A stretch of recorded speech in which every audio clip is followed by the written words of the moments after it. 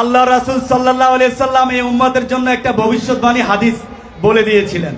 হাদিসটা এরকম, আল্লাহ রাসূল বলেন যে ইহুদিরা বিভক্ত হয়েছে 71 দলে, আর নাসারারা বিভক্ত হয়েছে 72 দলে। উম্মতে মুহাম্মাদি আমার উম্মত বিভক্ত হবে 73 দলে। কথা বুঝছেন? আল্লাহ রাসূল বলতেছেন আমার উম্মত বিভক্ত হবে 73 দলে। একটা দল জান্নাতে যাবে, বাকি সবগুলো দল জাহান্নামে যাবে। কথা বুঝতে পারছেন? এখন প্রশ্ন হলো, যেই দলটা জান্নাতে যাবে তারা কারা? কোরআন সুন্নাহ যদি গবেষণা করেন, আল্লাহ রাসূল সাল্লাল্লাহু আলাইহি সাল্লাম হাদিসের শেষাংশে বলেন যে দলটি জান্নাতে যাবে তারা আমার রাসূল এবং আমার সাহাবীদের সুন্নাতের উপর কিয়ামত পর্যন্ত প্রতিষ্ঠিত থাকবে।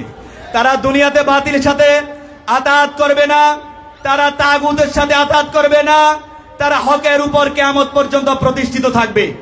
আমি অনেক গবেষণা করে দেখলাম, একমাত্র ইসলামী সমাজ আল্লাহ রাসূল সাল্লাল্লাহু আলাইহি সাল্লাম যেমনি ভাবে মক্কায় মানুষদেরকে দাওয়াত দিয়েছিলেন ইয়া আইয়ুহান নাস আন আমিনু বিরাব্বিকুম, দ্বিতীয় দাওয়াত দিয়েছিলেন ইয়া আইয়ুহান নাস কুলু লা ইলাহা ইল্লাল্লাহু তুফলিহুন, তৃতীয় দাওয়াত দিয়েছিলেন ইয়া আইয়ুহান নাস ফাত্তাকুল্লাহ আতিউনি।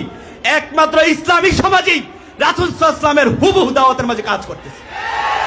এই ইসলামী সমাজ হক দল, এই ইসলামী সমাজের আমির হক আমির, এই ইসলামী সমাজের মামুর হক মামুর।